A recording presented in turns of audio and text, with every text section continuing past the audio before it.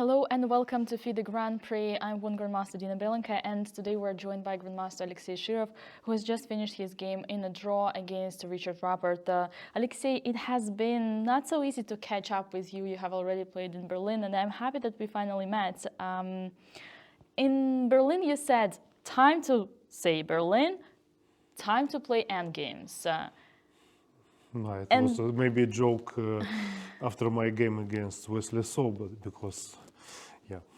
because there was this Berlin defense in that game. But okay, the game itself wasn't especially impressive. Going to the topic, you are very good at these catchphrases, it seems.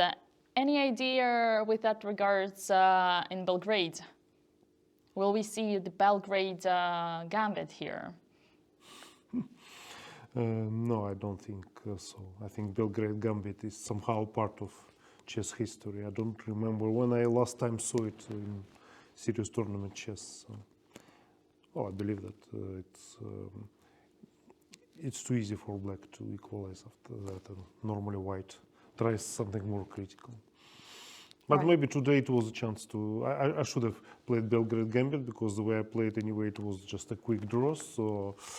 Okay, maybe in Belgrade Gambit it wouldn't be worse, who knows. Maybe in some other games, not necessarily yours. My prediction is that there will be no Belgrade Gambit in this tournament. Okay. Now we're in Serbia, ex-Yugoslavia. Would you, on top of your head, know your score against Lubovic and recommend us your most interesting game against him? Well, if we talk about classical chess, I believe that the score, maybe it's favorable for Lubo, maybe it's equal, but really we had very many draws, fighting draws. Almost always he was better than in some games. And I was said that he was quite an easy opponent for me, because he would concentrate very hard on the game in some complicated positions, then would find some unexpected way to play, and then I would put myself on defensive. And as I said, most of our classical chess games, I think, ended in a draw. I beat him somewhere, he beat me somewhere, but I think there were more draws than that. And in rapid chess, I think I have favorable score with him. I'm talking mostly about Monaco tournament, where we were meeting every year and playing 2 games. One was blind, one was rapid. And okay, since we're playing maybe 10 years in a row, so that means we played in Monaco like 20 rapid games, and I think my score was in my favor. But that was simply because, okay, in rapid chess he was just trying to come with something very original, but without checking it thoroughly, and very often that wouldn't work. So, but he is obviously extremely creative player. So. Actually, I think he's a little bit underestimated player in chess history, because if you look at his very best games, they're really fantastic. And I don't know if there was any book about his best games. At least I haven't seen such a book. I would like to see it. I've counted at least 23 games, and so far that I could see, the score was the resultative 1-1.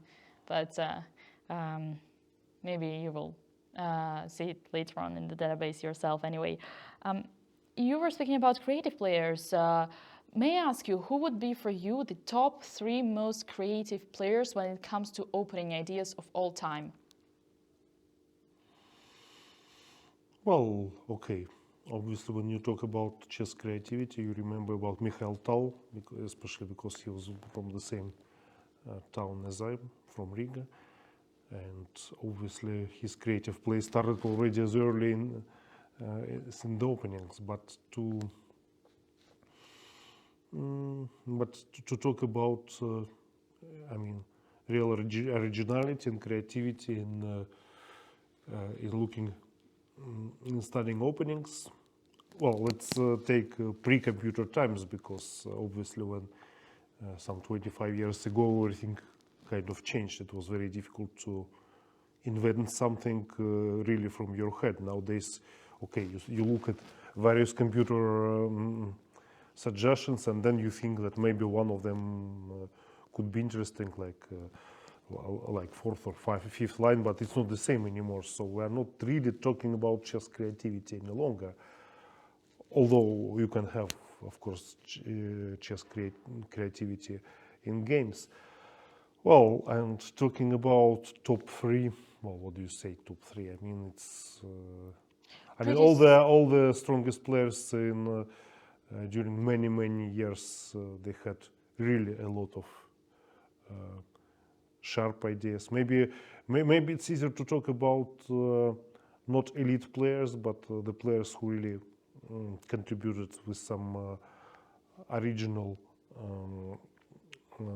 well, with some, let's say, a different attitude to the development of chess theories. So in that sense, you of course can remember Aron Nimzovich.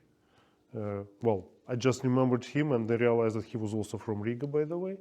And then, if you talk about certain chess revolution and understanding certain openings, you cannot forget about Evgeny Sveshnikov, who also spent a lot of his life in Riga. So, okay, so basically then my answer will be very strange, because I would only talk about people from Riga, like Nimzovich, like Tal, like Sveshnikov, but like Alvis Vitolinch maybe.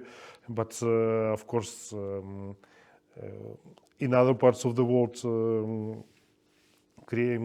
chess creativity existed as well. So okay, well, what to say? I mean, you can also call Robert Fischer creative, because he changed many things in chess approach. So, well, I mean, I think to say top three is just very difficult, because then you finally will start thinking about top three strongest players of all time, and then of course you should name probably Fischer, Kasparov, and Carlsen, and of course they are also creative enough. So I don't know what else to say.